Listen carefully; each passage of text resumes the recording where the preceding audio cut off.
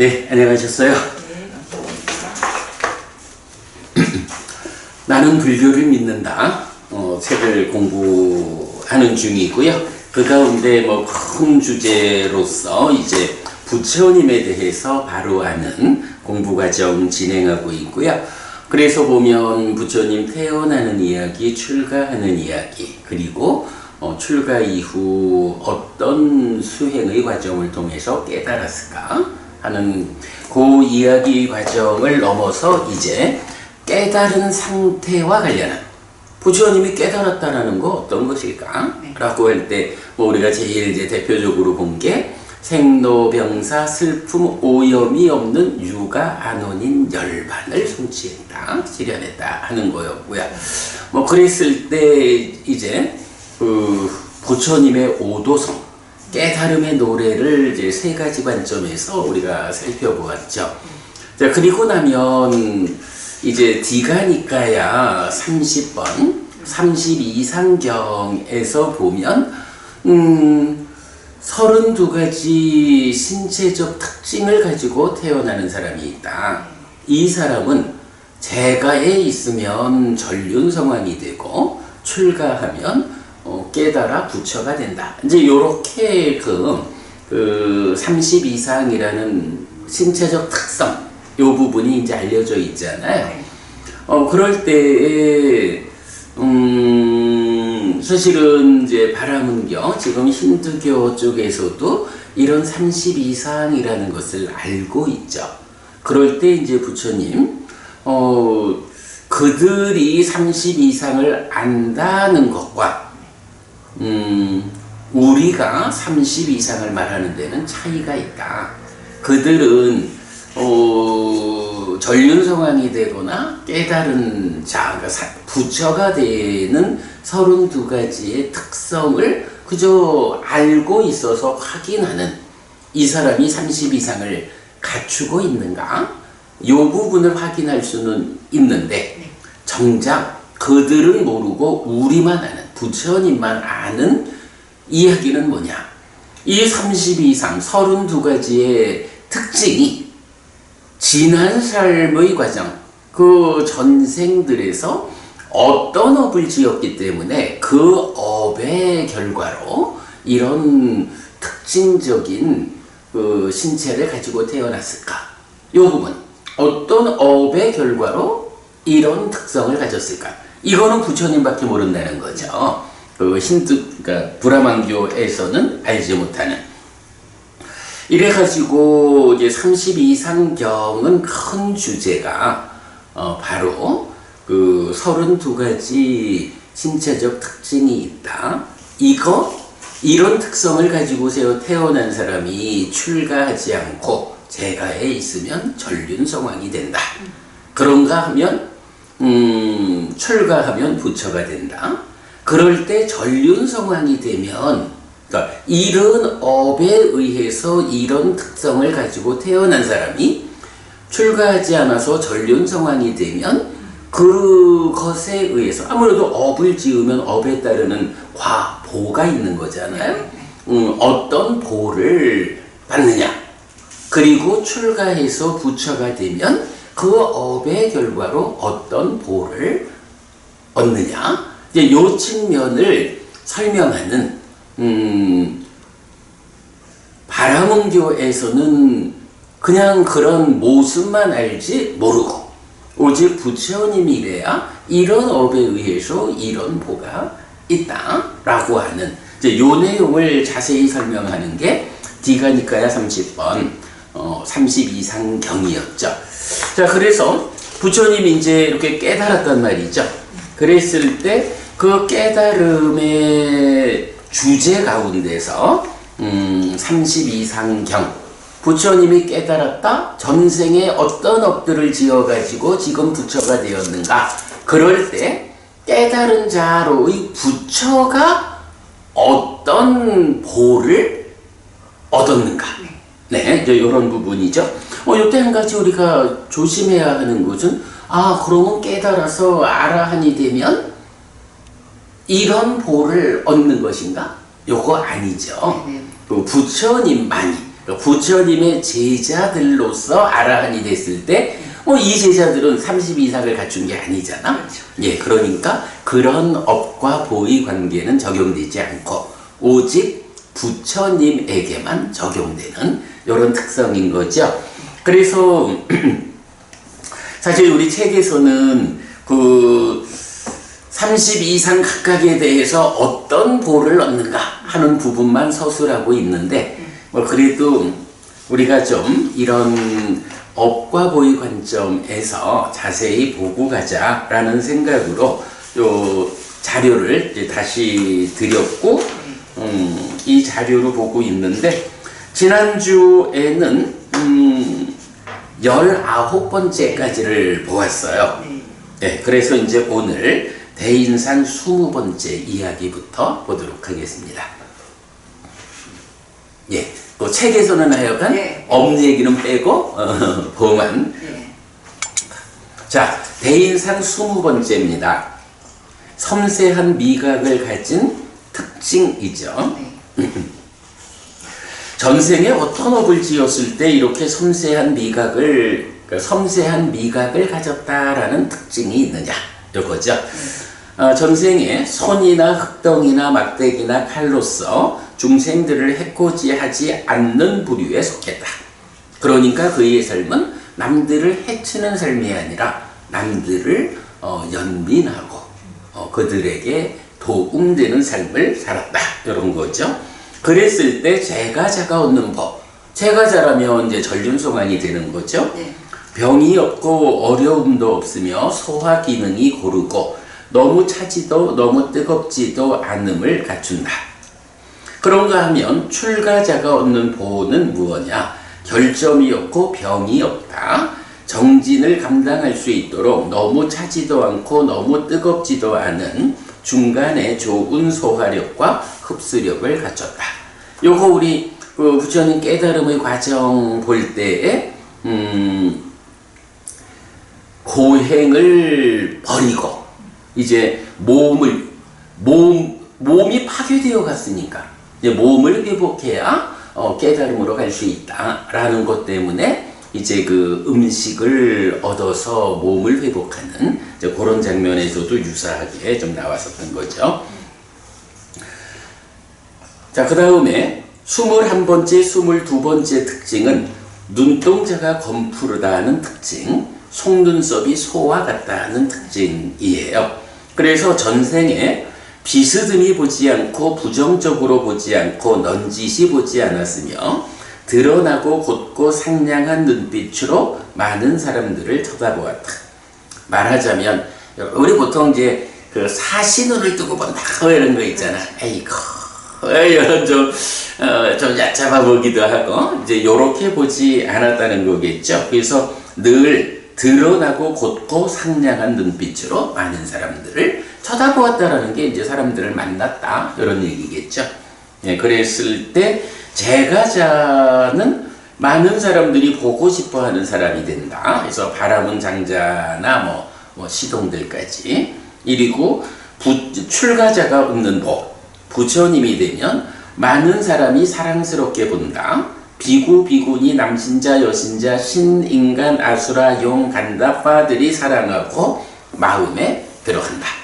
자, 그래서 이제 이렇게 부처님의 전생 이야기를 포괄적으로 이 30 이상을 통해서 알 수 있는데, 사실은 포괄적인 부처님의 전생 이야기라는 게 또 좀 다른 관점에서 보면 네. 부처님이 이런 업들을 통해 가지고 부처가 되어 가지고 이런 보를 받는구나 라고 하면 네. 그게 가지는 의미는 사실은 또 하나가 있어요. 부처님이 살아온 대로 부처를 이루는 네. 이런 부처를 이룰 때까지 부처님이 살아온 그런 삶을 우리가 흉내낼 수 있으면 우리가 부처 되는 거 사실은 우리는 부처 될 이유는 없어. 이 부처님 가르침이 세상에 있을 때 이 가르침에 의해 가지고 우리가 깨달아서 윤회에서 벗어나면 그래서 아라한이 되면 되는 거거든. 누가 말입니다. 만약에 법부님 보고 박철인 보부님 훌륭해. 다음 생에 부처 될 거야. 이래 하면 그게 별로 좋은 얘기가 아니요. 왜냐하면 교리적으로 분명한 거는 우리 스승 서가모니 부처님의 이 가르침이 끊어지지 않는 한, 그죠? 다시 부처가 태어난다라는 것은 서가모니 부처님 다음에 미래세 언젠가의 시점에 미륵 부처님, 그 메떼야 부처라는 이름이 제시되고 있거든.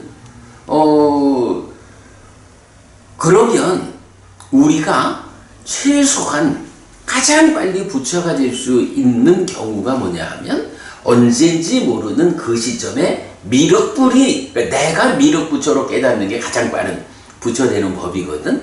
근데 그거는요, 물론 미륵부처님이 내가 되지 못한다 하면 그 제자가 되어서 또 살거나 이래 되겠지만, 어쨌든 미륵부처가 되려면 한 가지 조건이 있는 거야.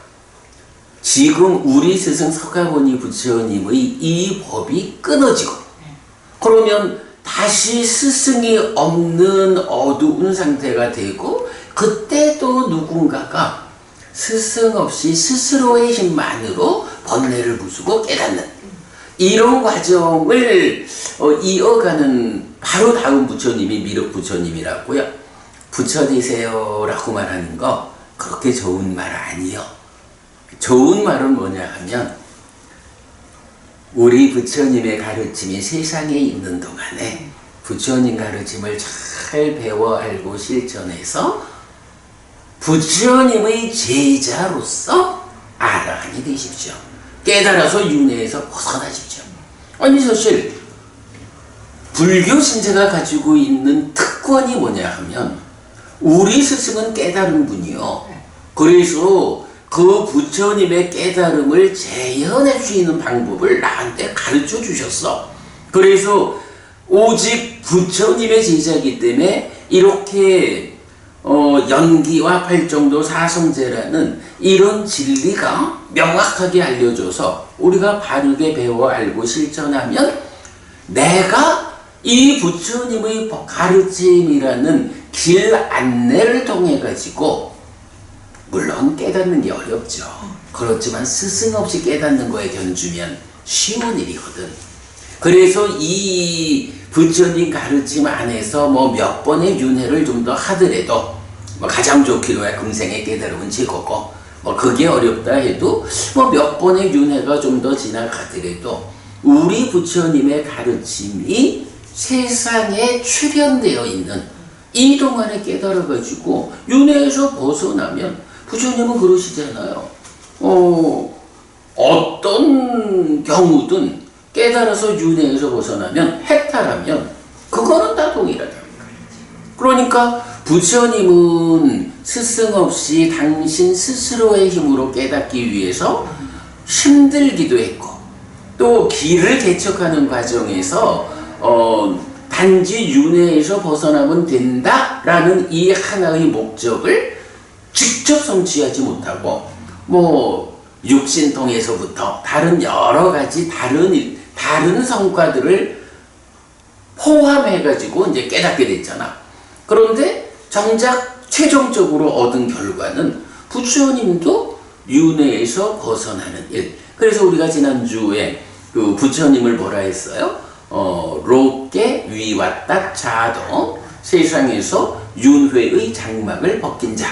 그래서 부처님이라고 하는 그 깨달음의 목적, 근본된 의미는 윤회에서 벗어나는 거라고. 그러면 윤회에서 벗어나는 거로는 꼭 부처님만 아니라 부처님께서 이렇게 많은 시행착오, 특별한 노력에 의해서 많은 것들의 공부 가운데서 결국 번뇌를 부수고 깨달았다고. 그리고는 부처님이 우리한테 최종적으로 성취할 건 뭐냐? 번뇌를 부수고 깨달아서 윤회에서 벗어나는 거다. 내가 그랬듯이 그래도 윤회의 장막을 벗겨내라. 이거란 말이야.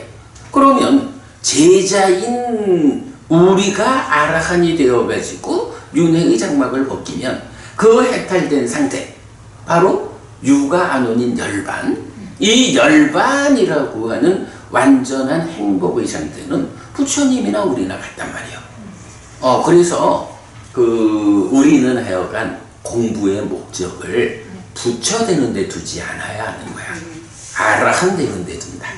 우리 부처님이 그 가르침이 세상에 출현해 있는 이 동안 만약 요 때를 놓치잖아. 그러면 그 다음 어느 시절인지 몰라도 미륵 부처님이 출현할 때까지 뭐 그나마 좋기로는 내가 미륵 부처가 되면 가장 빠른 거고. 그런데 그 경쟁률은 무지하게 큰 거야, 그지? 그래서 내가 아니다 하면 그때 또 미륵 부처님에게서 이 지금 부처님과 동일한 깨달음의 길을 배워가지고 실전해서 아라한이 되어야 된다고. 이게요, 10년도 훨씬 전에 어떤 분이 우리 카페에 그런 표현을 쓴 거야. 보시를 하고 이 보시 공덕으로 내가 미래세에 미륵 부처님을 칭견하기를 바랍니다. 그렇게 쓴 거야. 멋있죠? 근데 안 멋있는 것 같지? 사실은 미륵 부처님을 칭견하려면 한 가지 조건이 필요해. 미륵 부처님이 출현하실 때까지 내가 깨닫지 못한 중생으로 남아있어야 돼. 그죠? 그럼 깨닫지 못한 중생으로 있을 때는 미륵 부처님을 칭견한다는 게 아주 행운이지.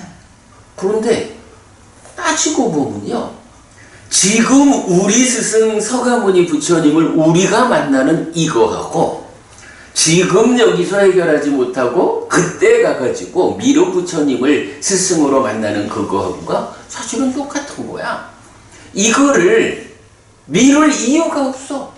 지금 이미 우리 스승 부처님을 만났는데 이 부처님의 가르침에 의해서 내가 윤회에서 벗어나는 깨달음을 성취하는 게 옳지. 뭐 하려고 미륵 부처님 만나려고 그때까지 깨닫지 못하고 중생으로 살아. 그죠? 요런 관점, 요거 보는 거 굉장히 중요한 거예요. 그래서 이건 제가 그분한테 미륵 부처님을 만나는 것보다 우리 부처님의 가르침 안에서 깨달아 윤회에서 벗어나는 것이 더 훌륭합니다. 이 보시의 공덕으로 우리 부처님의 가르침이 세상에서 없어지기 전에 깨달아 윤회에서 벗어나주죠. 이렇게 제가 얘기를 했죠. 그런 부분, 요거 사실 굉장히 중요한 거야. 그러기 때문에 이제 바로 이런 부처님의 32가지 신체적 특징을 생겨나게 하는 전생의 업들, 이 업들이라는 것이 바로 지금 우리가 흉내내면 그 흉내가 바로 부처님이 얻는 이런 보들을 가져오는 법이잖아. 그죠? 자, 그래서 이제 지금 보면 방금 우리가 그걸 했거든요. 전생에 이렇게 사시눈을 뜨고 참 얕잡아 보면서 뭐 이렇게 보지 않고 드러나고 곧고 상냥한 눈빛으로 사람들을 보았다 만났다. 근데 이런 삶이라는 게 뭐예요? 사실은 우리가 두 가지 성숙이 있다 그렇게 말하잖아. 한 가지는 내적인 성숙, 이래서 내 안에서 번뇌를 부수면서 내 안의 오염원을 해소하는 일이 내적인 성숙이잖아. 요거 사념처 사마타 윗바사나라는 수행체계로 그걸 하는 거고, 그런가 하면 또 하나가 관계의 성숙이잖아. 관계를 성숙하자라는 거, 내가 얼마만큼 성숙되는 것은 안의 일이고, 현재의 내가 너를 만나는 이 관계에서 괴로움을 만들지 않는 거, 이게 관계의 성숙이잖아요. 그 방법이 뭐라 그랬어? 자비사 사무량심, 그리고 보시 에어 이행 동사의 사섭법, 그랬었잖아. 사무량심으로 내 안을 자비시사의 마음을 채우고, 그것이 드러나 전달될 때는, 마음은 직접 전달되는 거 아니라 그랬죠? 그래서 몸과 말의 행위로서 전달돼야 되는데, 그때 보시 에어 이행 동사, 이런 네 가지의 몸과 말의 행위를 통해서 전달되는 거잖아요. 이럴 때 바로 이런 드러나고 곧고 상냥한 눈빛으로 많은 사람들을 쳐다본다 라고 하는 거. 뭐 요거 어디에 속한다고 해야 될까? 기본적으로 내 마음에 그대가 행복하기를 하는 자애의 마음, 자신이죠. 요런 마음, 또는 그대가 아프지 않기를 하는 연민의 마음, 비심. 이런 자비의 마음을 내 안에 채우면서 너를 보면 그때 너에게 무언가 내가 베풀고 싶고 말 한마디도 그대에게 도움되는 말을 하게 되고 그저 어떤 행위를 해도 힘들면 거들어주는 이런 이익되는 행위를 하게 되죠. 그리고 내가 좋은 자리에 있어 당신도 와 우리가 하나의 그룹에 함께 소속되자. 뭐 이런 함께함. 이런 식으로 드러나잖아요. 뭐 이제 그런 주제가 되겠죠. 드러나고 곧고 상냥한 눈빛으로 많은 사람을 쳐다본다. 그러면 제가 법우님을 이렇게 상냥한 눈빛으로 네. 법우님을 보면 네. 법우님이 해피스님이 나를 참 도움되는 좋은 이런 상냥한 눈빛으로 나를 보아준다. 이렇게 느껴질 때 아니 저 중이 왜 나를 저렇게 상냥한 눈빛으로 쳐다볼까? 이러진 않을 거야. 그럴 수도 있습니다. 그럴 수도 있구나. 그러니까 어떤 오해가 있을 수 있겠지. 네네. 그러나 이제 일반적으로는 보는 눈이 좋으면 네.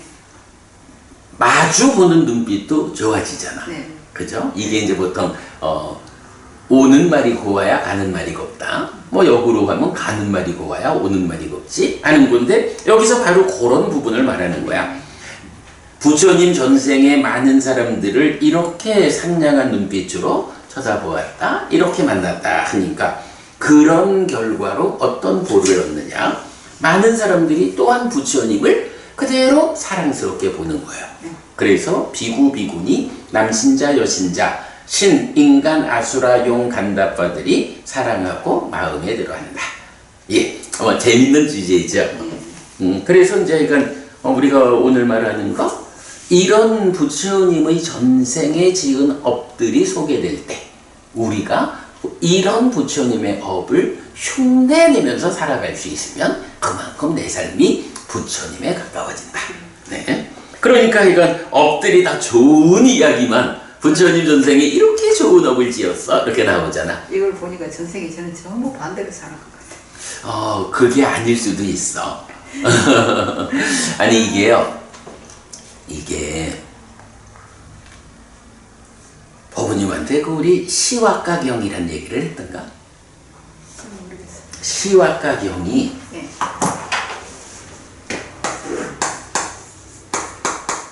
시와가라는 사람이 부처님한테 물어요. 우리가 지금 즐겁거나 괴롭거나 괴롭지도 즐겁지도 않은 느낌, 요거 이제 요거잖아. 네. 이런 느낌을 경험하는 거 다 전생의 업에 의해서 결정된 거죠? 이렇게 묻는 거야. 네. 자기 의견이지. 그러면 전생의 업이 좋은 사람은 지금 항상 행복하고 전생의 업이 나쁜 사람은 항상 괴롭고 뭐 인간의 범죄 이렇게 이제 되는 거 아니겠어요? 네. 그런데 부처님이 그렇지 않습니다 라고 대답을 해요. 부처님은 어떤 대답을 하냐 하면 세상에서 나도 알고 그대도 아는 그런 현상이 있습니다 라고 하면서 행복하든 괴롭든 이런 느낌이라는 게 첫째 몸이라는 관점에서 이제 인도 의학적으로 보면 그 몸에서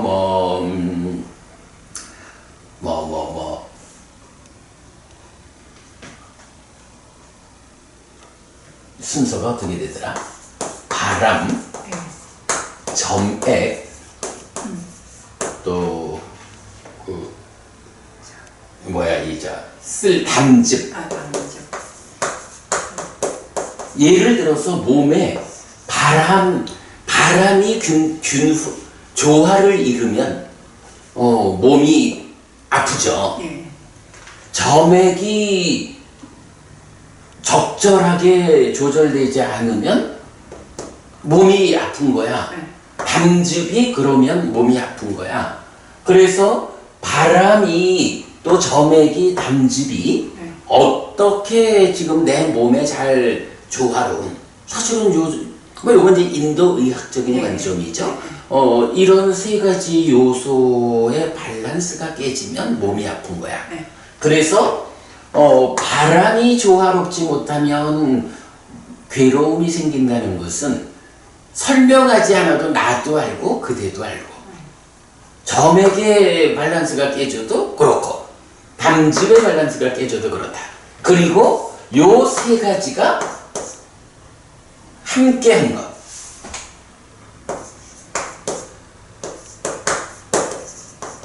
요렇게 말하면 바람이라는 게 한 가지 요소가 되고 점액이라는 게 또 한 가지 요소, 담즙이라는 게 또 한 가지 요소. 이 세 가지가 조합되어 있는 네. 이것이 또 하나의 요소.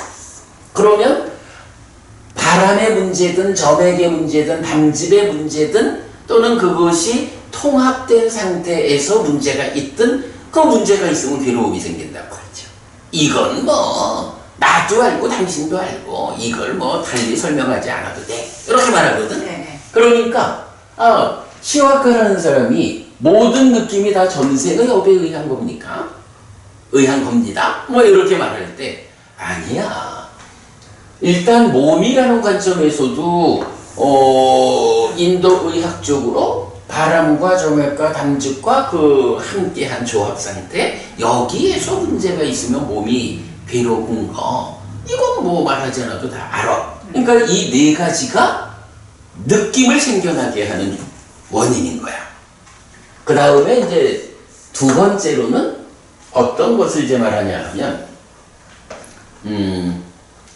기후의 변화라는 말을 해. 요새 진짜 어젠가 보니까 지리산에 그 침엽수들이 다 말라 죽더라고. 서울에 오방하고. 네. 그래서 이게 보면 지구 온난화로 네. 그 침엽수는 연평균 기온이 4도씨 정도 되어야 광합성을 제대로 한대요. 근데 이게 온난화가 또 이렇게 겹치면서 7도 정도가 되었대. 네. 그러니까 침엽수, 그러니까 나무들이 광합성을 못해서 말하자면 굶어 죽는 거야. 네. 그래가지고 지리산 자락이 온통 그 초록색이 아니라 하얗게 돼버리는 거야. 이제 뭐 하여간 뭐 그런 기후의 변화를 말할 수도 있는데 요거는 이제 뭐 생각하면 이건 전반적으로 환경의 문제 이렇게 보면 되죠. 그렇죠. 환경의 상태가 좋으면 사는 일이 편하지.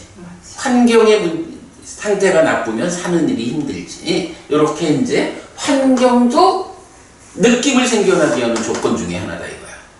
그 다음에 3번으로는 주의 집중이란 말을 해요.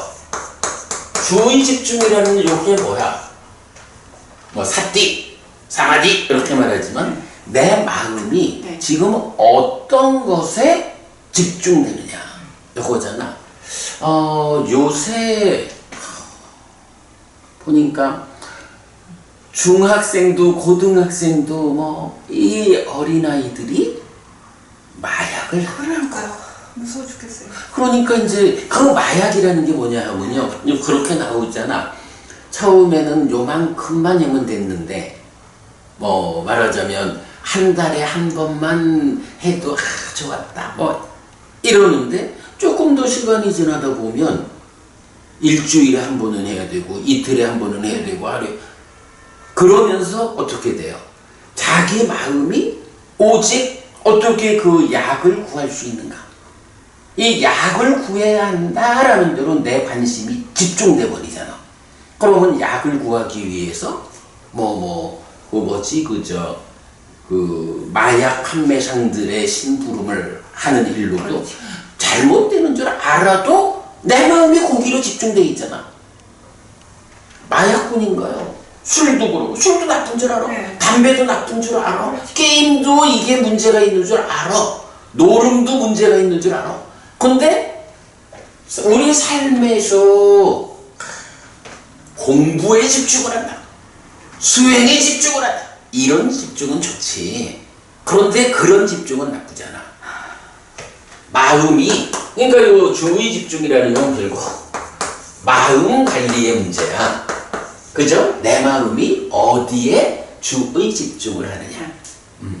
그래서 정말로 공부를 하자, 수행을 하자, 보시를 하자, 오계를 지니자, 남들을 도와주는 일을 하자, 이렇게 삶을 향상으로 이끄는 일로 내 마음이 집중되면 사실은 그런 거지 뭐. 법부님도 오늘도 꽤 그 바삐 일을 하시고도 서둘러 공부를 하러 오시는 게 법부님 마음이 공부에 집중되어 있는.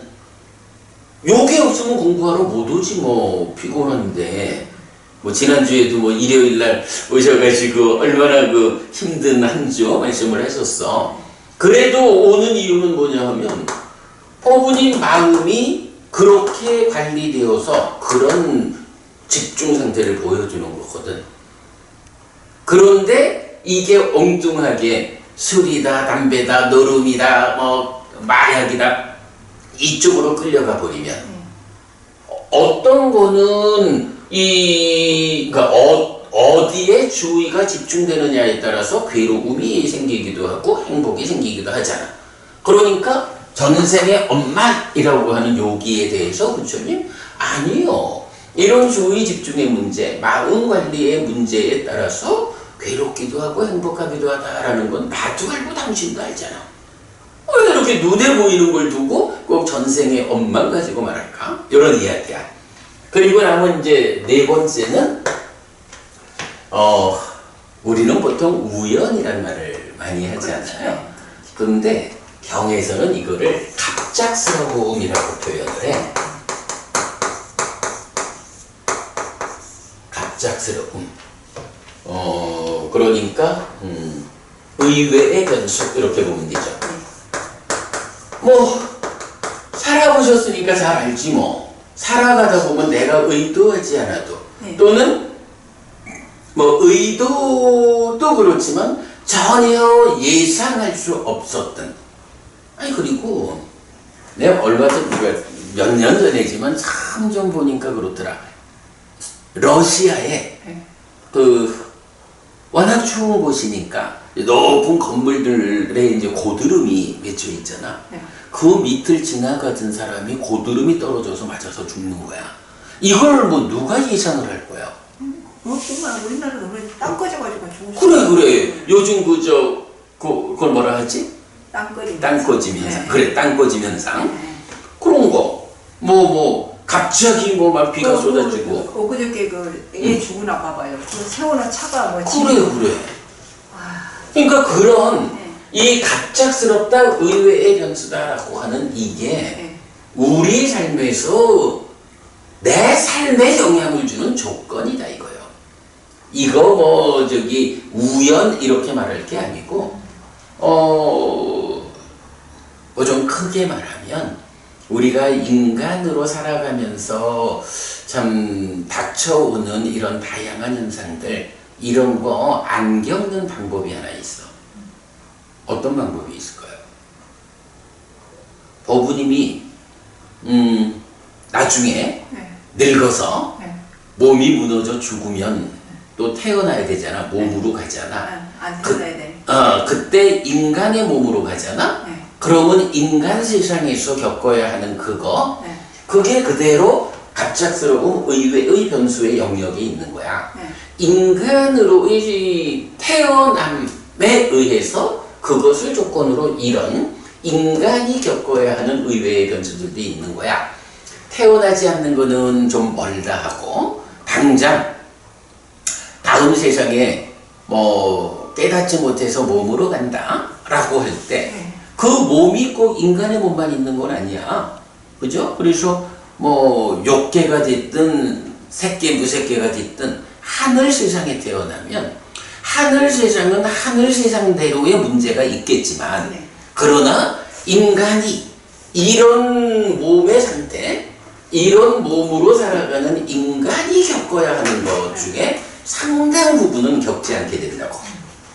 그게 이런 문제들에서 벗어나는 정확한 방법이거든. 자, 요렇게 나오고 그 다음에 이제 마지막으로 나오는 게 뭐냐 하면 전생의 업이야. 그래서 이게 이제 업보가 되는 거죠. 보면 그래서 이제 이게 총 몇 개가 되냐 하면 몸이 4개잖아요. 예. 몸에서 4가지, 그 다음에 환경의 문제, 마음 관리의 문제, 의외의 변수의 문제, 그리고 업보까지 내 삶이 괴로울까 행복할까 이걸 결정하는 조건을 시화과 경에서 부처님은 8가지로 말한다고. 예. 그런데 이 8가지 중에 업보라는 것, 전생의 업이라는 것, 예. 법우님 아까 아이고 이 보면 나는 부처님이 30 이상을 갖추게 된 예. 그러한 삶의 과정을 우리가 흉내내자라고 하는데 그것과 반대되는 삶을 살아온 것 같아요. 예. 한평생 살기가 힘들었어요. 이렇게 말씀을 하셨잖아. 네. 내가 지금 그거 아니다 라고 말하는 거죠. 네. 아니 왜냐하면 지금 전생의 업보라고 하는 거는 지금 괴로울 것인가 행복할 것인가 라는 이 문제에서 네. 모두 8가지 조건 중에 하나인 거야. 그러면요 업이라고 하는, 그러니까 전생의 업이라고 하는 것은 금생의 삶의 행복을 결정하는 데에 말하자면 8분의 1이야. 8개 가운데 한 가지. 뭐 이걸 뭐 똑똑하게 말할 수는 없겠지만 그냥 대충 보면 하여간 경이 말하는 대로 보면 8가지 중에 한 가지인 거야. 그러면 전생의 업 말고 지금 삶, 그러니까 이 몸으로의 금생이지, 지금 삶의 조건들이 있잖아. 네. 이 조건들이 8분의 7인 거야. 전생의 전생, 과거가 지금 삶에 미치는 거는 8분의 1이야. 지금 내가 어떻게 사느냐 하는 것이 8분의 7이야. 자, 그리고 이제 특히 여기서 보면 이 8분의 7 중에 몸이 미치는 쪽 영향이 8분의 4죠. 1, 2, 3, 4. 그리고 남은 기후변화, 환경하고 갑작스러운 의외의 변수, 사실 이런 거는 나의 직접적인 조건은 아니지. 이건 말하자면 간접적인 거죠. 이 간접적인 것이 8분의 2야. 그런데 주의 집중 마음 관리라는 건 뭐야? 이건 직접적인 거죠. 직접적인 마음의 문제가 8분의 1이야. 요런 구성 상태를 보여주는 거예요. 그러면 이렇게 우리가 시화가경이 말하는 금생에 내가 겪어야 하는 괴로움과 누리는 행복이라는 것이 어떤 조건들에 의해서 찾아오느냐라고 할 때, 전생의 과거가 나한테 미치는 영향은 8분의 1이고 지금 삶의 조건, 현재가 미치는 게 8분의 7이요. 그런데 그 중에서 보면 이 부분이 정말 특별해요. 몸을 어떻게 관리하느냐 하는 것이 8분의 4니까 절반이야, 절반. 그리고는 내 마음이 어떻게 관리되느냐 하는 게 이 직접적으로 나의 직접적인, 그러니까 특히 이거는 직접적인 업이잖아. 마음을 어떻게 관리하느냐, 이건 나의 업이라고. 그러니까 이래 보면 어때요? 전생의 업이 미치는 영향도 8분의 1이지. 지금 금생의 금생의 직접적인 요인, 지금 짓는 업이 미치는 것도 8분의 1인 거야. 그런가 하면 간접적인 것. 인간 세상에 태어나서 세상이 미치는 영향이 8분의 2, 4분의 1 이런 구조를 보여줘요. 이거 좀 되게 재밌어요. 재밌어요. 요거 이건 잘 알아야 되고, 그랬을 때 이렇게 결론은 과거와 현재가 1대 7의 비율이기 때문에 여기서 제가 그런 말을 쓴다고. 그래서 불교는 현재 진행형이다. 내가 지금 괴로우냐 행복하냐라는 것은 어쨌든 이 몸으로 살아가는 한평생의 과정, 이 몸으로의 현재의 삶, 지금 삶에서 지금 삶을 내가 어떻게 대응하고 있느냐. 사실은 몸이라고 하는 이것도 몸 관리를 잘하는 거 마음의 문제지 뭐. 사실은 이 지금의 업이 8분의 1이다 라고 하지만 몸이 8분의 4를 가지는 이거 뭐 열심히 운동하고 잘 먹여 음식을 지어가고 먹지 말고 그렇지. 그렇게 해서 몸의 밸런스를 잘 유지하는 거 따지면 이거를 누가 해? 마음이 하잖아.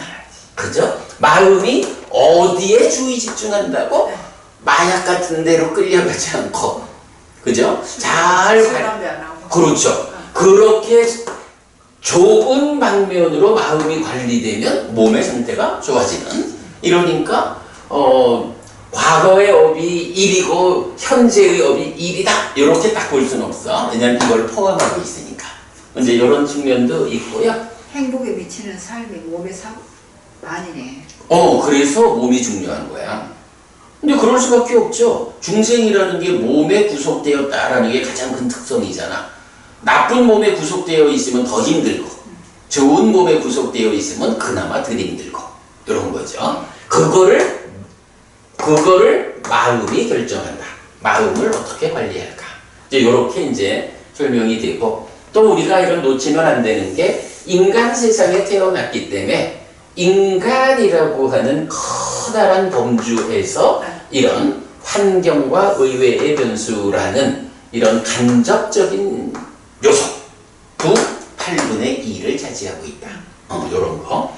하여간 요 시와가경요. 제가 나중에 요거 링크해서 보여드리겠지만 우리 저 경전백설이 없나요? 예. 경전백선에 시와가경은 없어요. 이것만 이렇게만 살아도 이것만 잘 챙기고 살아도 그럼요. 이렇게 인간 세계가 복잡하지 않는데. 그럼요. 그래서 왜 우리가 그 얘기를 하는 거야. 부처님 가르침이 우리 사회의 보편적 가치가 된다면 우리 사회가 얼마나 안전하고 행복할까. 또 얘기를 하는 거예요.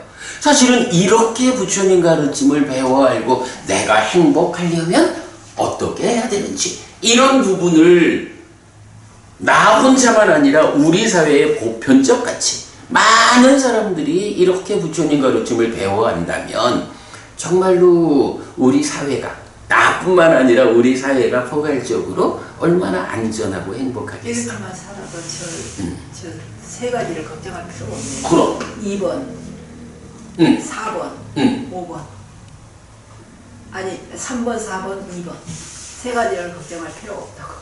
그럼요. 이것만 지키고 살아도. 그럼요. 이게 그러니까 과거 빼고 몸 빼고 한 그거니까. 그럼요. 이렇게 살다 보면 몸도 당연히 좋아질 거고. 그렇지. 아니 그래서 이제 우리 독송집에는 실패경이란 경이 있잖아요. 그 실패경에서 보면 5가지의 실패와 5가지의 성공 이렇게 말하는데 거기서도 보면 일단 3가지를 먼저 말해. 3가지가 뭐냐 하면 첫째가 친척이라고 표현하는데 인간관리. 그러니까 우리가 보통 이제 인간관계라 그러나? 그러니까 관계. 그리고 두 번째가 재물 이래 하지만 돈. 그리고 세 번째가 병 이러지만 건강의 문제로 나와. 네. 그래서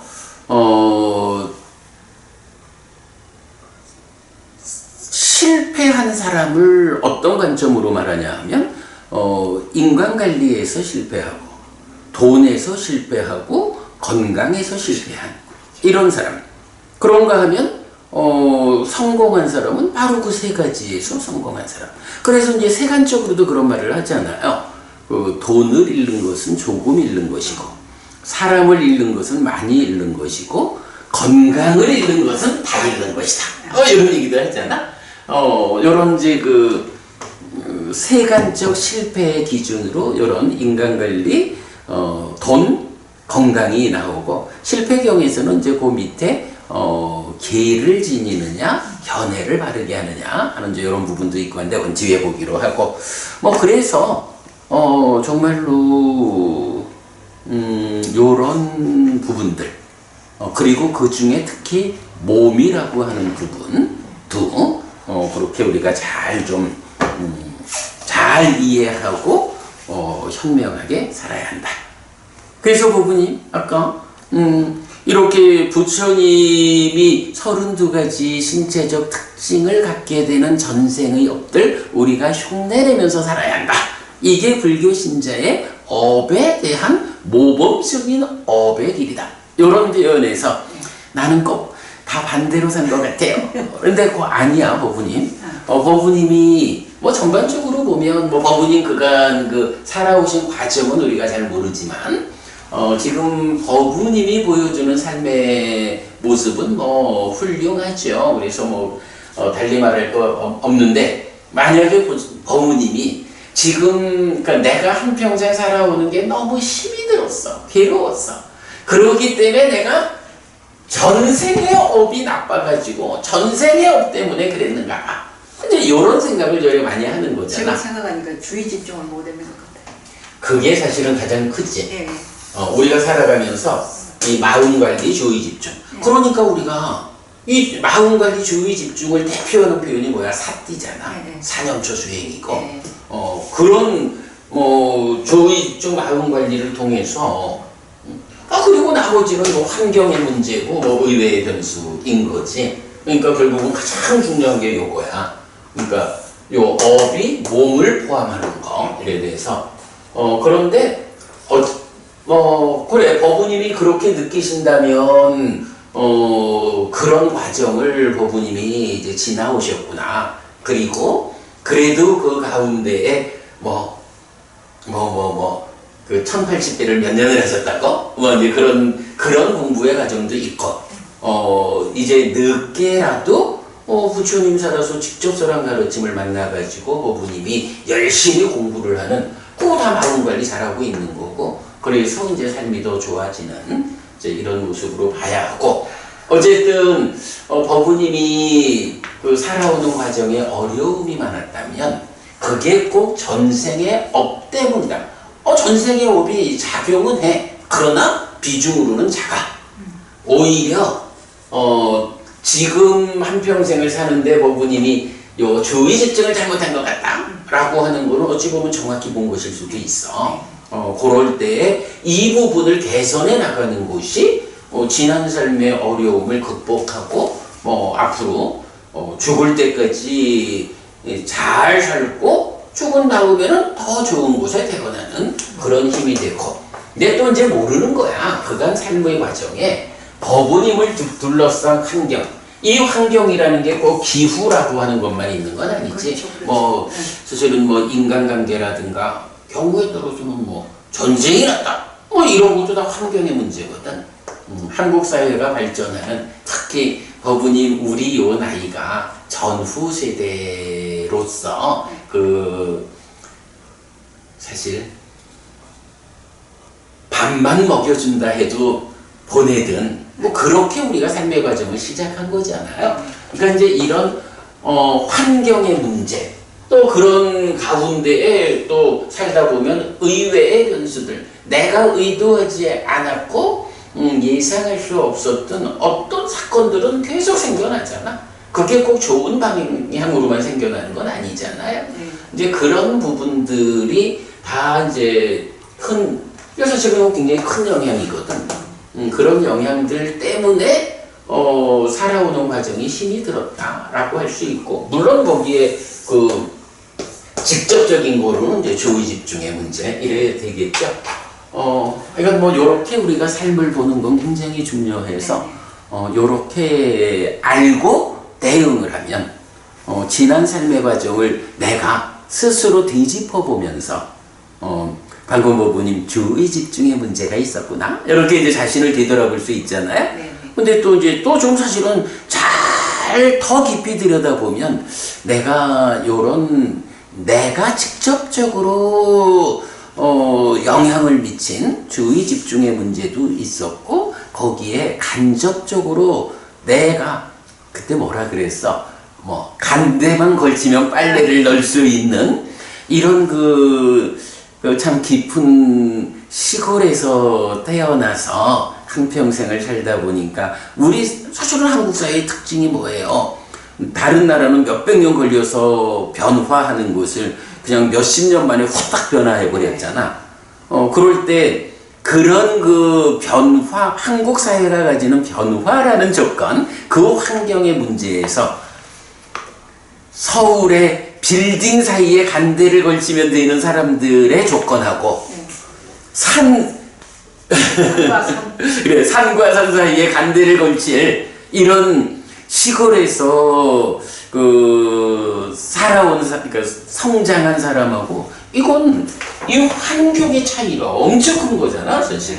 뭐 이제 그런 부분들이 나의 젊은 시절의 어려움을 만들었다. 이래 어찌면 그게 더 클 수도 있고. 그러나 이제 그런 부분들 이제 다 극복하고 이렇게 이제 살아간다면 미래가 기대된다. 뭐 이래볼까요? 어쨌든 시화가경 우리 주목하기로 하고요. 자, 23. 지금 우리가 22번까지 한 거죠. 자, 대인상 23번입니다. 정수리에 육개가 솟은 상. 요거는 뭐 우리 부처님 보면 항상 머리에 이렇게 그것을 이제 말하고, 이런 특징은 전생에 10가지 유익한 법들에 대해서 많은 사람들이 앞에 서서 가는 사람이었다 라고 했어요. 요건 무슨 말이지? 10가지 유익한 업들에 대해서 앞섰다. 여기서 이제 10가지 유익한 업 이러면 요게 그 10선업이 되잖아요. 그래서 우리가 이제 늘 말하는 거지만 과도 보도 괴로움이어서 지옥으로 이끄는 힘을 가지는 10악업은 피해야 하고, 과도 보도 행복이어서 하늘로 이끄는 힘을 가지는 10선업은 적극 실천해야 한다. 그리고 사실은 그 10선업의 끝에 번뇌의 영향 위에서 이렇게 10선업을 지으면 하늘로 이끄는 힘이 되지만, 이제 번뇌가 완전히 부서진 깨달은 자로서의 10선업도 있잖아. 그것은 아예 윤회에서 벗어나는 10선업이죠. 자, 그래서 이제 여기 유익한 법들에 대해서 많은 사람들이 앞에 서서 가는 사람이었다 라고 하는 거. 어쨌든 10선업의 실천의 으뜸이었다. 요런 전생의 업들 때문에 제가 전륜성왕이 되면 큰 지혜를 아니네. 가만 있어봐. 맞죠. 바로 뒷장인데. 지금 4페이지 했으니까 5페이지죠. 5페이지니까 10가지 유익한 업들에 대해서 많은 사람들이 앞에 서서 가는 사람이었다. 그는 몸의 선행과 말의 선행과 마음의 선행과, 그러니까 신구의의 선행이죠. 찾으셨죠? 제가 헷갈렸어. 보시를 베품과 계를 호지함과 포사리를 준수함과 어머니를 공경하고 아버지를 공경하고 사문을 공경하고 바라문을 공경하고 집에서 연장자를 공경하는 것과 다른 여러 높은 유익한 법들에 관해서 많은 사람들의 우두머리였다. 말한 그대로 이제 약간 좋은 일들을 앞장서서 한 요런 업 때문에 제가자가 되면 전륜성왕이 되어서 많은 사람들의 큰 충성을 받게 된다. 당연히 아니 이렇게 좋은 일을 하고 베풀고 이끌어주는데 당연히 많은 사람들이 더구나 여기 왕인데 충성을 하게 되죠. 출가자가 얻는 복, 부처가 되면 비구, 비구니, 남신자, 여신자, 신인간, 아수라, 용, 간다빠들 등 동행하는 사람이 많다. 당연히 많은 제자들이 따르는 거죠. 대인상 24, 25번입니다. 각각의 털구멍마다 하나의 털만 나 있는 상. 지난번에는 털이 위로 이렇게 솟구쳐 있는 이렇게 나왔었죠. 이제는 털구멍에 하나의 털만 나 있다. 지난번에 누구랑 얘기했지? 버부님하고 얘기했나? 다른 분 얘기했나? 사람들은 이 털구멍 하나에선 서너 개씩 털이 나온다 하대요. 네. 그런데 이렇게 대인상 25, 26번에는 털구멍 하나에 털이 하나만 있다. 이런 특징이고, 그 다음에 두 눈썹 사이에 털이 나서 희고 가느다란 솜을 닮은 상. 요거 백호라고 부르는 거죠. 네. 그래서 이 백호가 보통 이제 다이아몬드를 박잖아. 이제 불상에 보면. 근데 요게 털이라는 거지. 예. 그래서 이런 특징은 전생에 거짓말을 버리고 거짓말을 멀리 여의었다. 진실을 말하는 자 되어 진실에 부합하고 굳건하고 믿음직하여 세상을 속이는 자가 되지 않았다. 라고 거짓을 말하지 않는 자, 세상을 속이지 않는 이런 업을 지었기 때문에 제가자 전륜성왕이 되면 사람들이 그를 크게 따르고, 출가자가 되어 부처가 되면 비고, 비구니, 남신자, 여신자, 신인간, 아수라, 용, 간다빠들 등 가까이 있는 사람이 많다. 앞에서는 동행하는 사람이 많다. 이제는 가까이 하는 사람이 많다. 이런 차이를 좀 보여주고 있죠. 자, 그 다음에 26, 27번 특징은 이가 40개인 상의 특징, 이가 성글지 않는 특징, 그렇게 나왔거든요. 보통 우리가 이가 몇 개더라? 36개. 36개인가요? 네. 근데 부처님은 치아가 40개야. 이런 특징이 있다는 거예요. 그리고 이가 성글지 않다. 틈이 없다 이런 거죠. 이런 특징은 전생에 중상모략하는 말을 버리고 중상모략하는 말을 금하였다. 여기서 듣고서 이들을 이간하려고 저기서 말하지 않았다. 저기서 듣고서 저들을 이간하려고 여기서 말하지 않았다. 이처럼 이간된 자들을 합치는 자이며 우정을 장려하는 자이며 화합을 좋아하고 화합을 기뻐하고 화합을 즐기며 화합하게 하는 말을 하는 자였다. 라고 해서 앞에서는 주로 거짓에 대한, 거짓말에 대한 이야기를 했다면 여기서는 이제 중상모략, 이간질하는 말, 요 부분이고요. 그랬을 때 그런 업에 의해서 제가자 전륜성왕은 그의 회중은 분열하지 않는다. 이렇게 되고, 출가자가 즉 부처가 되면 부처를 따르는 그 무리들이 분열하지 않는다. 라고 나오죠.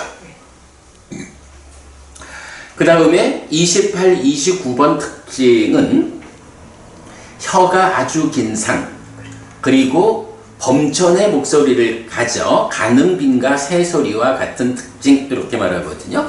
혀가 아주 길다라고 하는 것은 우리가 최근에 맞지만 이까야 반통법회에서 보면 이제 그 바라문들이 부처님이 오셨다 말을 듣고 만나러 간다고.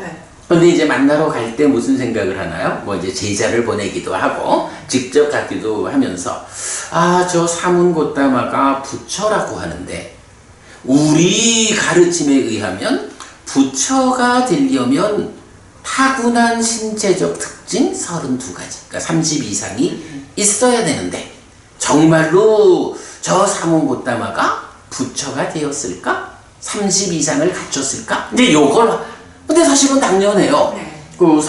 부처가 출현했다라고 하는데 그가 정말 부처일까를 어떻게 확인하나요? 한 가지는 가르침을 쫓아가지고 이런 법을 설할 수 있는 스승은 부처님이다. 요렇게 법으로서 확인하는 방법이 있고 근데 이제 바라문들은 부처님 제자가 아니잖아. 그러니까 부처님 가르침을 배우러 간 거 아니라고. 그러니까 확인하는 방법은 눈에 보이는 걸로 확인해야지 뭐. 그래서 이제 32가지의 신체적 특징을 살피는 거야. 있나? 이러면서 살피는데 문제는 지금까지 쭉 읽은 거 다 해가지고 30개의 특징은 눈으로 볼 수가 있는 거야. 그런데 2개의 특징은 겉에서 안 보여. 겉에서 보이지 않아. 우리가 지난주에 보았지만 그 성기가 이렇게 이제 감추어진 상. 이거는 뭐 자체적으로 감추어져 있기도 하지만 또 부처님이 옷을 입고 있으니 성기를 드러내고 있을 일이 없잖아. 그러니까 확인이 안 돼. 그리고 또 하나가 지금 여기서 나오는 혀가 아주 긴 상, 요래 나오는데 혀라는 것도 사실은 뭐 입속에 들어있는 거고 말을 할 때야 뭐 혀를 길게 내놓고 할 일이 없잖아. 그래서 이제 요것도 확인이 안 되는데 부처님이 저 사람들이 30 이상을 확인하려 하는구나. 30개는 다 겉으로 확인이 되는데 2개는 확인을 못하고 있구나. 해가지고 신통력을 부려가지고 확인을 시켜주는 이제 그런 장면 나오거든요. 여기 그랬을 때 이제 그 혀가 아주 긴 상, 요게 28번째 특징인 거예요. 그런가 하면 이제 그 범천의 목소리를 가져 가능빈가 새소리와 같은 특징이 있다 그랬죠. 그러니까 목소리가 아주 좋다는 거죠. 가능빈가라는 말은 들어보신 말이죠. 잘 몰라서 제가 춤췄습니다. 왜 그 절에서 그 합창단 만들 때 주로 어떤 이름을 쓰냐 하면 가능빈가 합창단 이렇게. 법원님 그 말씀 못 들어보셨구나. 나는 이거 중학교 고등학교 다닐 때 들어본 말인데 가능빈가라고 해서 그러니까 뭐 하늘의 새 이렇게 보면 돼요. 그러니까 하늘새 여서 아주 그 특별하고 그러니까 아름답고 그 새 소리가 그러니까 들어본 것 같아요. 그래서 이제 특히 불교 절에서 그 합창단 만들 때 가능빈가 합창단이라는 말을 많이 써요. 나는 하여간 어릴 때 들어봤어. 이게 나만 많이 들어봤는지 모르겠다. 근데 하여간 경에서 가능빈가라는 새 이름이 나타나거든. 그래서 범천의 목소리를 가져 가능빈가 새소리와 같은 특징이 있다. 하늘의 새야. 자, 이런 2가지 특징은 전생에 욕설을 버리고 욕설을 금하였다. 유순하고 귀에 즐겁고 사랑스럽고 가슴에 와닿고 예의 바르고 대중이 좋아하고 대중의 마음에 드는 그런 말을 하는 사람이었다. 이렇게 이제 욕설을 하지 않는 이런 업에 의해서 제가자 전륜정왕이 되면 그는 경청하는 말을 하는 자가 된다. 그렇게 욕설, 나쁜 말을 하지 않으니까 누구든 그 말을 하면 귀 기울여 듣는 거죠.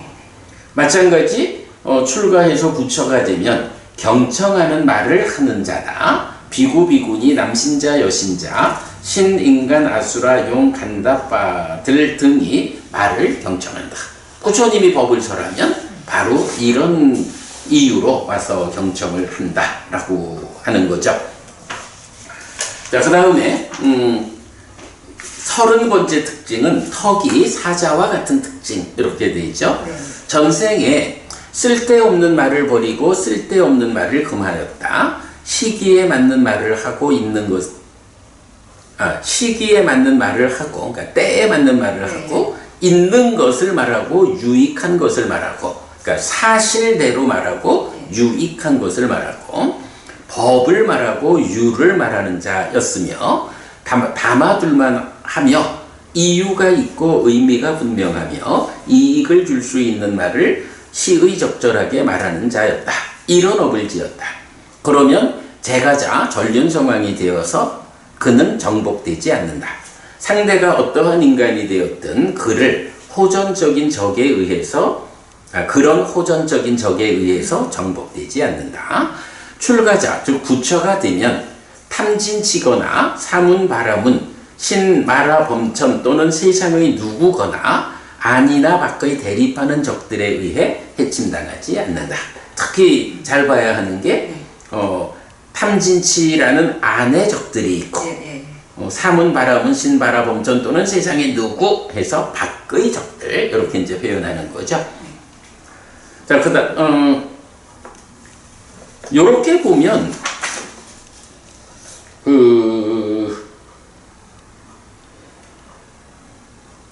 특히 24번부터 나오는 그러니까 거짓을 버린다. 그 다음에 중상모략하는 말을 버린다. 그 다음에 욕설을 버린다. 그 다음에 쓸데없는 말을 버린다 하는 요거 뭔가요? 제가 이제 먼저 말씀드렸지만 요 부분을 제가 다 번역을 못해서 출가자가 얻는 보는 새로 번역을 했는데 그 전생의 업을 설명하는 부분은 미처 번역을 못해서 대부분 이제 우리 초기불전 연구원의 그러니까 디가니까야니까 대림 스님이겠네. 강목 스님이겠네. 강목 스님께서 번역하신 내용을 제가 인용을 해서 자료를 정리했어요. 그러니까 이제 우리가 쓰는 표현하고 약간 차이가 있는데 그래서 이제 요 네 가지는 보면 방금 말씀드렸던 10악업, 10선업 여기서 10악업 이러면 몸으로 짓는 세 가지가 살생, 투도, 사음 말로 짓는 네 가지가 망어, 양설, 악구, 기어 이렇게 나오죠. 여기서 바로 그 말로 짓는 네 가지. 그래서 망어, 양설, 악구, 기어. 거짓말, 이간질하는 말, 그 다음에 악구, 험한 말, 그 다음에 내부 기어해서 쓸모없고 허튼 말 이렇게 표현하는 건데 이건 그렇게 이제 번역이 됐어요. 그러니까 요 네 가지가 몸으로 짓는 악업을 피한 몸으로 그러니까 말 구엄 네 가지에서 악업을 피하고 선업을 실천한 그런 전생의 업들 때문에 이런 보를 얻었다 이런 거고요. 그 다음에 이제 30번과 31번과 32번 이가 고른 상, 이가 아주 흰 상 해서 앞에서는 이가 40개, 성글지 않음 이렇게도 나왔고 뭐 턱도 나오고 했는데 또 이가 고르다, 아주 희다 이런 특징을 말해요. 자, 전생에 그릇된 생계를 제거하고 바른 생계로 생명을 영위하였다. 저울을 속이고 금속을 속이고 치수를 속이는 것을 금하였다. 악용하고 속이고 횡령하고 사기치는 것을 금하였다. 상해, 살상, 포박, 약탈, 노략질, 폭력을 금하였다. 그래서 제가자 전륜성왕이 되면 그의 측근들이 청렴하게 된다. 자기가 이렇게 바른 생활로서 생계를 유지한 요게 이제 말하면 팔정도의 정명이죠. 바른 생활. 그런 바른 생활을 했던 전생의 업. 그리고 부처된 지금도 그렇게 살고. 그러니까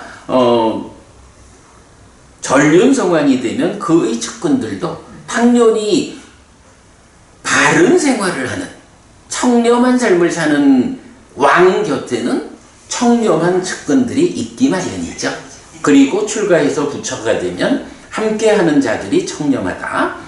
비구, 비구니, 남신자, 여신자, 신인간, 아수라, 용, 간답바들 등 함께하는 자들이 청렴하다 라고 해서 이렇게 32가지의 신체적 특성에 대해서 하여간 여기서는 가장 중요한 관점이 그거예요. 바라문들은 30 이상이라는 신체적 특징이 있다. 이것을 가지고 태어나면 전륜성왕이 되거나 부처가 된다. 요렇게만 아는데 오직 부처님만이 전생에 어떤 업들을 지었기 때문에 그 업의 보로서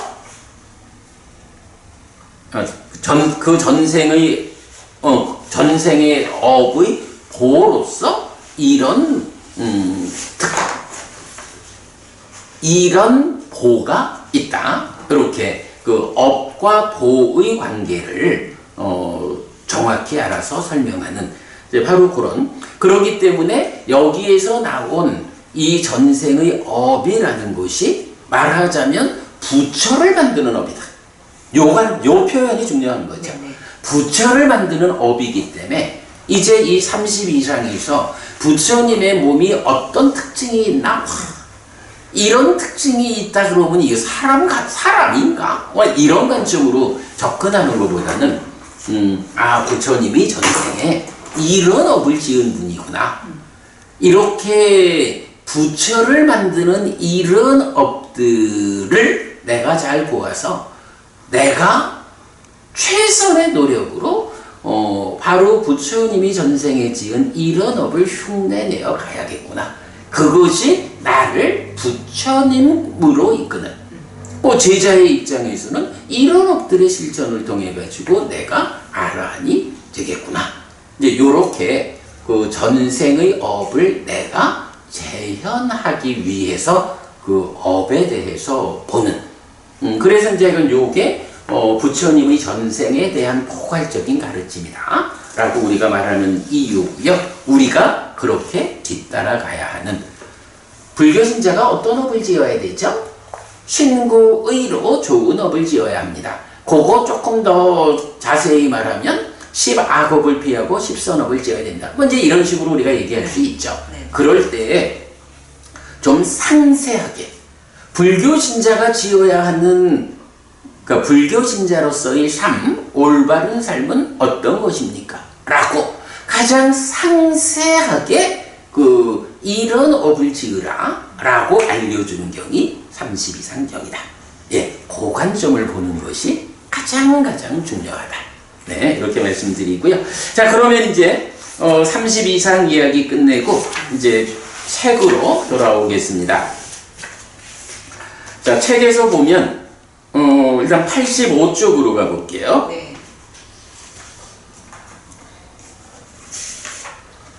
네. 85쪽 밑에 보면 이제 5번 세상에서 윤회의 장막을 벗긴 아라한 정등각이 됨 부처가 되면 무엇을 얻는가? 32상경. 네. 요 부분을 책에 있는 내용보다 좀 더 자세하게 왜냐하면 불교 안에서 부처님의 제자들이 어떤 업을 지어야 합니까? 라는 이 주제를 가장 상세하게 설명하는 경이기 때문에 우리가 2주나 걸려가지고 자세하게 공부했고요. 스님이 힘드신데 저는 재밌게 했습니다. 이 책. 어머 법부님 재밌으면 나도 재밌지 뭐. 저 뭐 그렇게 안 힘듭니다. 자, 그리고 나면 이제 89페이지에서 6번 생명의 조건 때문에 이 몸을 조건으로 하는 불안은 있음 맞지마니까야 121번 공의 작은경이거든요. 요 주제도 우리가 좀 잘 살펴봐야 하는 주제인데 뭐 시간이 다 됐으니까 오늘은 이제 들어가진 않을게요. 다만 이제 요 말은 무슨 의미냐 하면 부처님이 깨달았잖아요.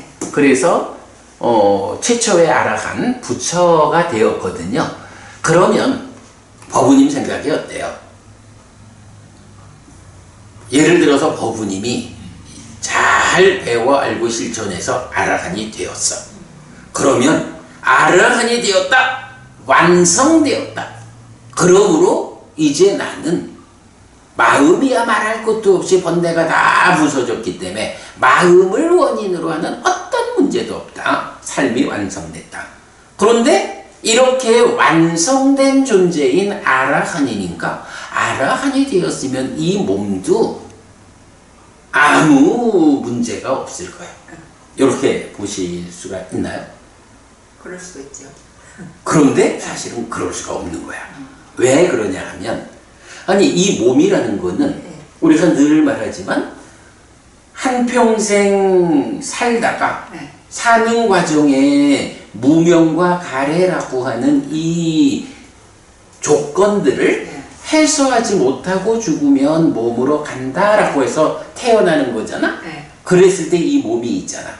그런데 무명과 가래가 다 해소하고 죽으면 즉 아라한이 되어서 죽으면 몸으로 가지 않는다라고 해서 태어나지 않잖아. 그러니까 아라한이라는 이 완성된 성자도 네. 따지고 보면 아라한 되기 전에는 무명과 가래가 해소되지 못해서 이 몸으로 갔어! 이래가지고 태어난 거잖아. 그럴 때에 이 몸이라고 하는 것은 아라한이라는 완성된 존재는 몸으로 안 가. 그러니까 불완전한 존재에서 그 마음식이 몸으로 오는, 그래서 중생이라고 하는 불완전한 존재 상태를 구성하는 거거든. 그런데 깨달았다, 아라한 되었다 라고 하면 몸과 마음 중에서 이 불완전한 두 가지 가운데서 어떤 것이 깨달은 거야? 마음이 깨달았잖아. 마음이 깨달았다라는 이 상황은 몸에는 사실은 영향을 주지 않는 거야. 몸이라는 것은 태어날 때 전생에서의 불완전한 삶 때문에 몸으로 왔고, 몸이라는 이거는 물질로 된 불완전한 거라고. 그러니까 몸과 마음의 상태에서 마음의 문제를 해결하고 아라한 되었어. 삶이 완성됐어. 그러나 이거는 마음의 문제지, 몸이라고 하는 것은 물론 몸이 마음의 영향을 받아. 마음이 몸을 만들어 갔지. 그러나 그거는 이렇게 몸이라는 것이 잘못 관리해서 나빠지지 않게 하는 거지, 몸 자체가 물질이어서 불완전한 거라서 아니 몸이 늙고 병들고 이러는 거까지 마음이 주의 집중을 잘한다고 해서 병이 들겠지, 병 걸리는 경우가 적어지겠지. 그러나 늙고 병들고 죽는 이거는 물질로 된 몸이 가지는 특성이거든. 이게 마음이 깨달았다고 해가지고 이 문제가 해결되진 않는 거예요. 그러기 때문에 우리가 부처님 깨달았다라는 거하고 보통 이제 반열반일에서 이제 부처님이 몸을 내려놓고 돌아가시면 태어나지 않게 되잖아요. 그러면 어떻게 되는 거야? 몸이라고 하는 불완전한 상태를 제약이 해소되는 거지. 그래서 부처님 깨달음보다 오히려 부처님 돌아가시는 이 자리를 강조한다고.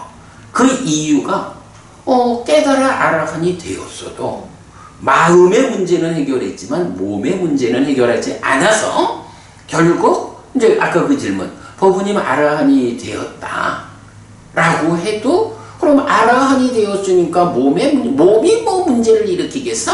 그러니까 아라한은 힘들 게 없어, 아플 게 없어, 이래 볼 수가 사실은 없다. 왜? 몸은 아라한이 깨달아서 완성한 삶이라는 것은 마음의 측면이지, 전생에 완전하지 못해서 이 불완전한 존재로 몸으로 온 여기서는 몸이 늙고 병들고 무너지는 여기에 따르는 괴로움은 아라한에게도 남아있다는 거야. 그래서 이제 아라한이 무명과 가래가 완전히 해소된 상태에서 몸이 무너지면 몸으로 가지 않는다. 요 표현이 중요한 이유가, 그렇게 몸이라는 불완전으로 가지 않아야 완전한, 그러니까 완성된 마음이 아무런 문제 상황 없이 오롯하게 그 상태를 유지하는. 그러니까 이제 그 주제가 이제 6번 주제인데요. 요거 다음 주에 다시 설명드리기로 하고, 어쨌든 아라한. 그 이제 좀 우리가 쉽게 알 수 있는 게 부처님도 병을 앓으신 경우가 경에 여러 나오잖아. 그리고 부처님 마지막 돌아가실 때도 그 돼지고기 요리를 먹고 막 피똥을 싸는 설사를 하고 그 고통을 삿디해서 참아내는 이런 장면도 나오잖아요.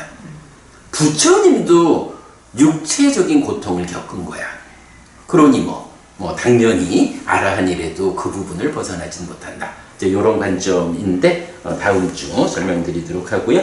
자, 오늘 한 5분쯤 일찍. 법부님 질문하실 거 있으면. 없습니다. 오늘 재밌었죠? 네. 삼마삼부토 바가와 스와카토 바가와타 담모 suppatipanno 사와카 상고띠. 세조는 정등각이시다. 세조로부터 법은 잘 설해졌다. 제자들의 상가는 잘 실천한다. 찌랑띠타뚜 로가스밍 삼마삼부타 사사난띠. 정등각의 가르침이 이 세상에 오래도록 머물기를. 이차마항 얀양 야지똥 양마마 아싸 디가라땅 히타야 수카야띠. 오랫동안 나에게 이익과 행복을 주는 자선행을 실천하리라. 이단다낭 꾀다낭 니아띠살로 히타낭 우파카파뚜. 이단다낭 꾀다 니아띠살로 히타 파리분잔뚜띠. 이 보시가 돌아가신 친지와 혈육들에게 도달하기를. 이 보시를 돌아가신 친지와 혈육들이 사용하기를. 오늘도 우리가 훌륭한 법의 등을 함께 달았습니다. 이 법의 등의 공덕이 오랫동안 여러분에게 이익과 행복으로 함께 하기를 바랍니다. 또한 오늘의 이 법보시의 공덕이 여러분 생각하시는 그분들에게 도달하고 사용되기를 바랍니다.